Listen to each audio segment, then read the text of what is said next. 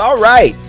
Good morning, Cowboy Nation, Cowboy headquarters, and America's team. It's your boy G, the #1 Cowboy fan in Hampton, coming at you live, direct, and correct with some Mo news. That's right, I said Mo news, M-O news that you can use. And here we are on Monday morning. And as we discussed on Saturday, was it Saturday? We discussed about the Cowboys rookie mini camp. So let's do a continuation on the Dallas Cowboy rookie mini camp. These sources that I'm using today come from DallasCowboy.com, also Mickey Spagnolia and Rob Phillips. And again, I use these sources because I believe they are reliable sources, and these are individuals that's there at the facility. Now, we're a small group of Cowboy fans that doesn't have that type of weight right now. You know, we're 500 plus strong, and thank everybody for helping us reach the 500 mark. I did mention some names earlier on an earlier video, but I also want to thank One Star, One Family, and I want to thank Cowboys Can Fan. I want to say thank you to Sneaky G Man, which he's a Giants fan, but just thank him.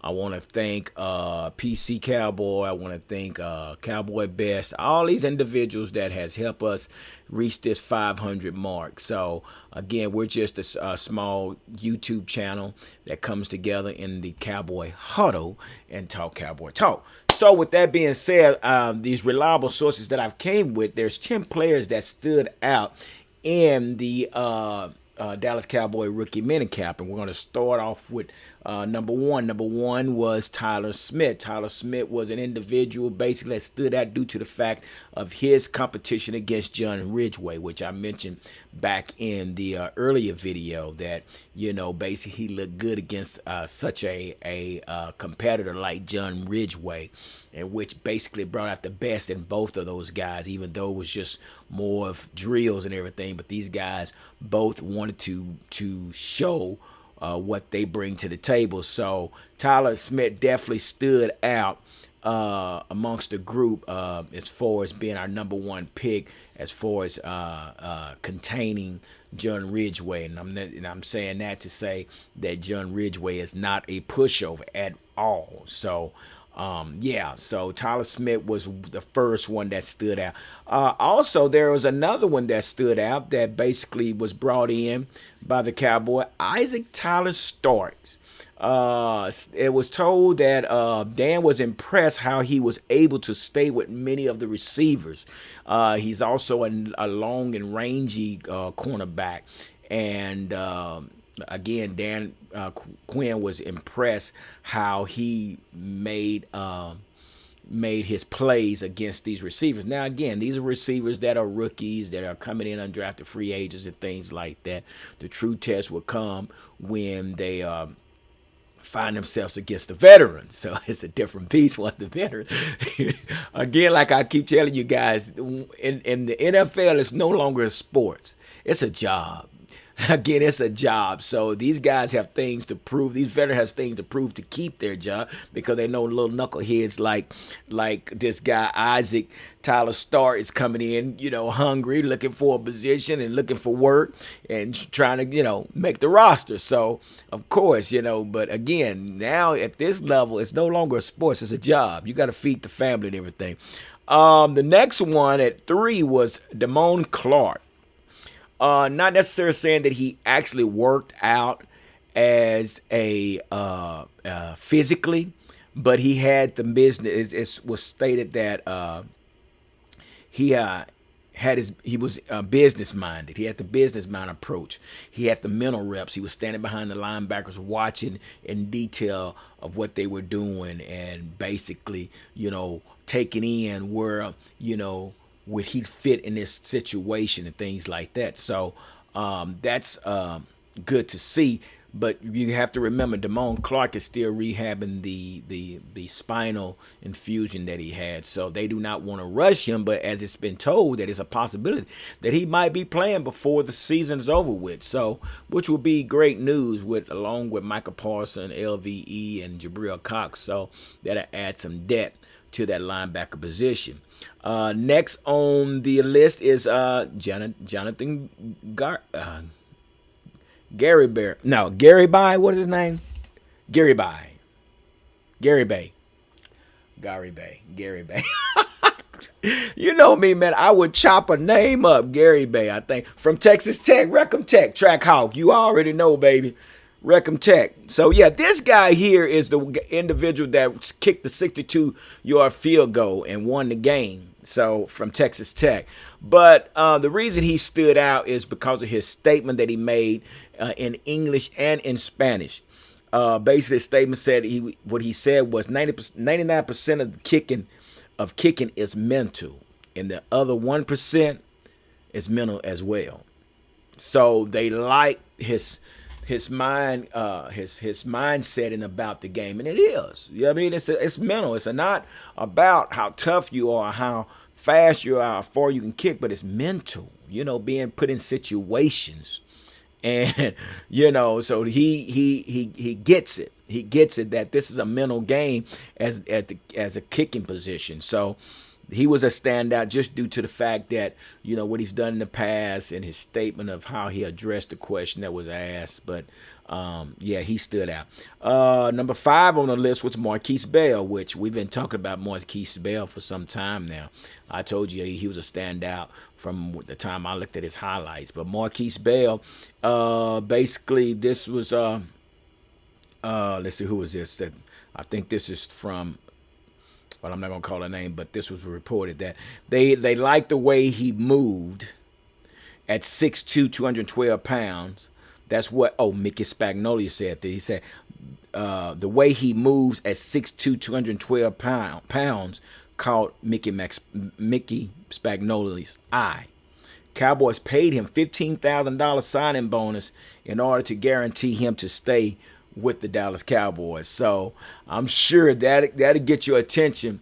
Marquis Bell out of FAMU, HBCU school, which is, you know, great to hear that they're getting the opportunities as well. But they actually gave him a signing bonus to make sure he stayed with the Cowboys. And I think, if I'm not mistaken, he was going to sign with the Eagles.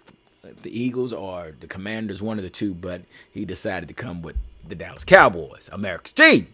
And see, that's, you know, when it comes down to it, you got to pick between the two. Who you going to pick? You going to pick, you understand, these Cowboys, DC4L.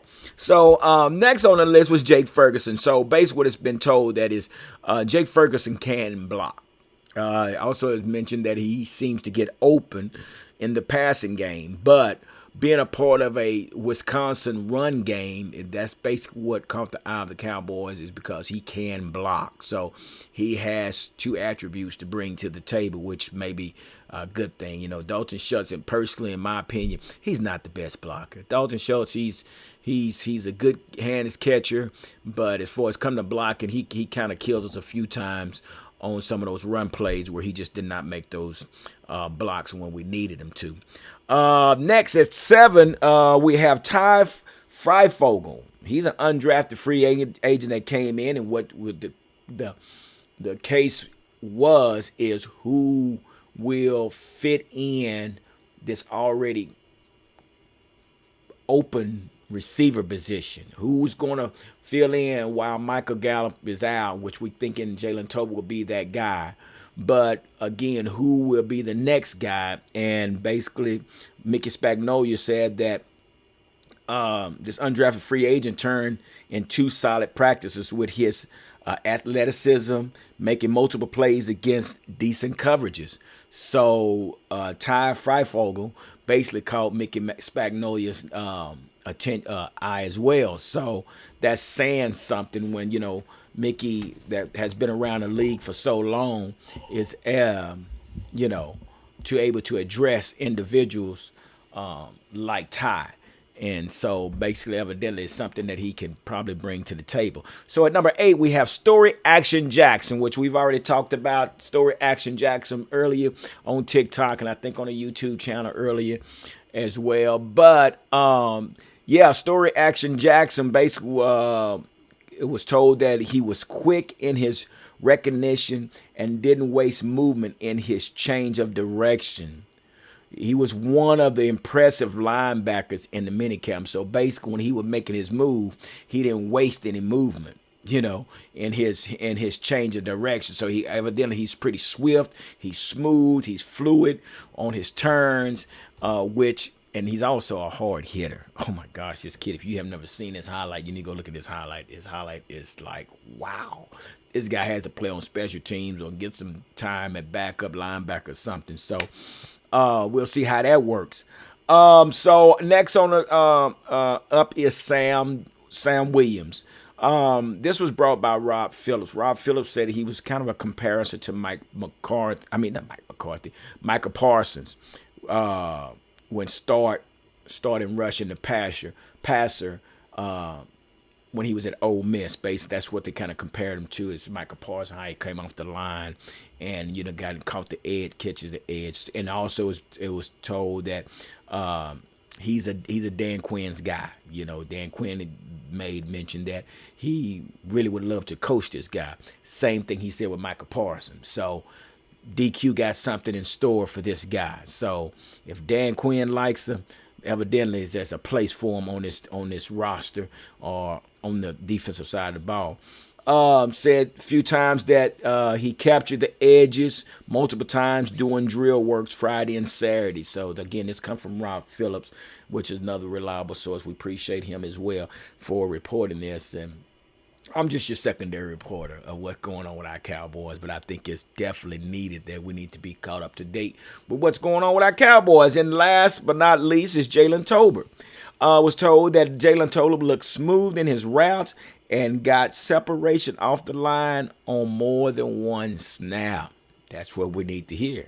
Knowing that Michael Gallup is going to be out, we got to get Jalen Tolbert up to par, ready to go come first game. He has some big shoes to fill. But here's the good thing about Jalen Tolbert. There's no NFL film on him. So whatever he does on the field is going to be a lesson learned for any defender that has to play against him. So those are the 10 rookies that stood out in the Dallas Cowboy rookie mini camp, and which I wanted to share with you guys. I don't want to take too much of your time, but that's what we got going on right now. These are the 10. So let's continue to stay tuned to what's going on with our Cowboys. And make sure, guys, you chime in on Wednesday night. We'll do our What's Up Wednesday night live stream. That'll be this Wednesday night at 7 p.m. Central Time. And this is where we come together with a live panel with 21 Armando, 21, Dallas Cowboy, Chris, B2 Real. I want to say big shout out to Mikey 520, man. He's been another big time asset to this channel as well. Mike, I can't forget about you, man, brother. So I'm hoping you watch this video all the way through in order to notice that I gave you recognition, because you are that guy. But again, guys, that's what's going on, and I just wanted to make sure I got on here and shared that with you. Something's on my screen, Google Drive, just messing up my whole show back there. That's 2018 Dallas versus Seattle. But anyway, so guys, yeah, you guys remain safe and stay cool and enjoy the rest of the day. Like I always say, don't let it come to a sleep but a dream. So let's make it happen.